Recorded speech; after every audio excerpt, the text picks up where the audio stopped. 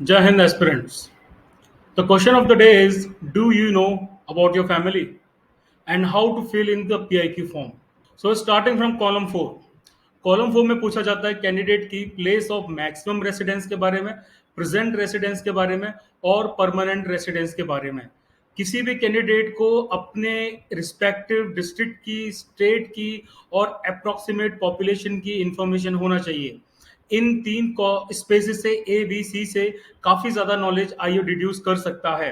जैसे आप किस तरह की सिटी में रहते हैं, आपका होम टाउन कैसा है, आपकी करंट लोकेशन जहां पर रहते हैं वो कैसी जगह है, या फिर मैक्सिमम रेसिडेंस वाली जगह कौन सी है। अगर फैसिलिटीज की बात की जाए किसी भी सिटी में, तो ये तीनों फैक्टर्स बहुत कुछ डिटरमाइन करते हैं किसी भी कैंडिडेट की प्रोफाइल के बारे में, क्योंकि एक मेट्रो सिटी और एक छोटा सा कस्बा या टाउन दोनों फैसिलिटीज के मामले में, रिसोर्सेज के मामले में काफी ज्यादा डिफरेंट होंगे। इंटरव्यूअर ये बता सकता है कि आपको किस तरह की फैसिलिटीज मिली हैं और आपने उस फैसिलिटीज का किस तरह से इस्तेमाल किया है, सिर्फ ए बी और सी इन तीनों स्पोर्सेस के बारे में इंफॉर्मेशन देखकर। कोई भी वेल ऑफ कैंडिडेट है, इसके पास में सारे रिसोर्सेज अवेलेबल हैं, लेकिन वो पुअर चॉइसेस ले रहा है। और वहीं दूसरी तरफ एक ऐसा कैंडिडेट है, वो ज्यादा वेल ऑफ नहीं है, ज्यादा अमीर नहीं है, रिसोर्सेज बहुत कम है, पैसा बहुत कम है, लेकिन उसने डिसीजंस बहुत प्रोएक्टिव लिए हैं। ये इन दोनों कैंडिडेट्स की डिसीजन मेकिंग के साथ ही साथ में उसका ऑप्टिमल यूटिलाइजेशन ऑफ रिसोर्स के बारे में काफी कुछ कहता है, जो एक ऑफिसर बनने के लिए बहुत ही जरूरी क्राइटेरिया है। बात करते हैं फिफ्थ कॉलम की। फिफ्थ कॉलम में आपका स्टेट के बारे में पूछा जाता है, डिस्ट्रिक्ट के बारे में पूछा जाता है, आपका रिलीजन, आपकी कैटेगरी, आपकी mother tongue, date of birth या फिर आपका मैरिटल स्टेटस।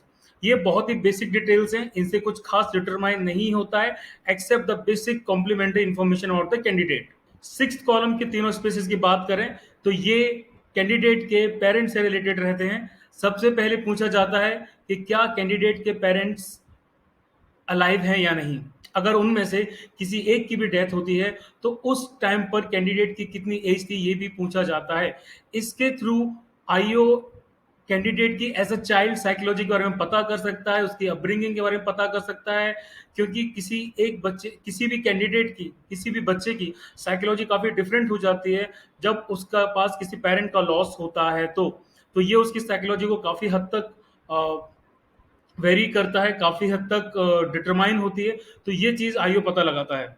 स्पेस सी की बात करें तो स्पेस सी में और ज़्यादा फर्दर इन्फॉर्मेशन मांगी होती है फैमिली के बारे में, और जिसमें सिबलिंग्स भी ऐड किए गए हैं। जैसे कि इसमें आपको बताना पड़ता है कि उनका एजुकेशन लेवल क्या है, उनका ऑक्यूपेशन क्या है, उनके इनकम पर मंथ क्या है, आपके फादर की, मदर की, गार्जियन की या फिर जो भी आपके सिबलिंग्स हैं, इन सबसे रिलेटेड इन्फॉर्मेशन पूछी जाती है। तो इस इंफॉर्मेशन का क्या मतलब होता है? देखो, एजुकेशन जो आपकी फैमिली में है उसके हिसाब से आपका लेवल ऑफ अवेयरनेस पता किया जा सकता है। कोई भी कैंडिडेट जब वो बड़ा हो रहा है अपने स्कूल के टाइम में, कॉलेज के टाइम में, तो उसकी फैमिली का बहुत ज़्यादा इफेक्ट पड़ता है। अगर उसकी फैमिली में हायर एजुकेशन लेवल होगा तो ये ज़रूरी है कि कैंडिडेट अपने सराउंडिंग्स, अपनी कैरियर को लेके और बाकी चीज़ों को लेके काफ़ी हाईली अवेयर होगा, क्योंकि उसे बेसिक इंफॉर्मेशन ऑटोमेटिकली घर से मिल जाती है।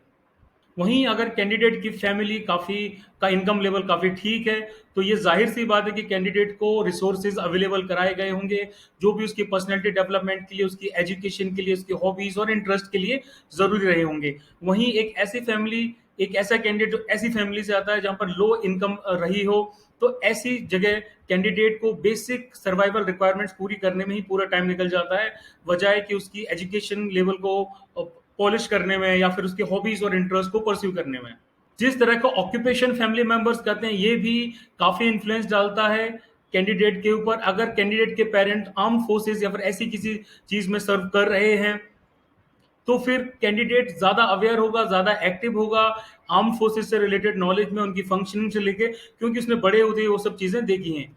वहीं एक दूसरा कैंडिडेट जो एक बिजनेस बैकग्राउंड से है या फिर किसी और दूसरे बैकग्राउंड से है, उसको आर्म फोर्सेस की फंक्शनिंग के बारे में या फिर बेसिक नॉलेज के लेवल की नॉलेज नहीं होगी। उसकी जो भी नॉलेज होगी वो बुक्स, मूवीज और न्यूज के थ्रू होगी। तो लेवल ऑफ अवेयरनेस दोनों जगह वेरी हो सकता है, दोनों के लिए बार अलग सेटअप होगा। क्यों? क्योंकि दोनों के पेरेंट्स एक अलग प्रोफेशन में हैं।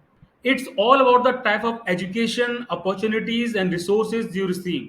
एंड आपने क्या समय पर अप्रोप्रिएट डिसीजन मेकिंग की है, क्या आपने रिसोर्सेज का, अवेलेबल रिसोर्सेज का अच्छे से इस्तेमाल किया है या नहीं किया है। It is clear that both the types of candidates along with several other types of possible profiles would have different psychology in different situations। अलग सिचुएशंस में अलग साइकोलॉजी होंगी, अलग डिसीजन मेकिंग होगी, अलग रिएक्शन होगा। Next in line will be PIQ form information regarding the NCC and your job। Please like, share and subscribe the channel क्योंकि शेर तैयार है।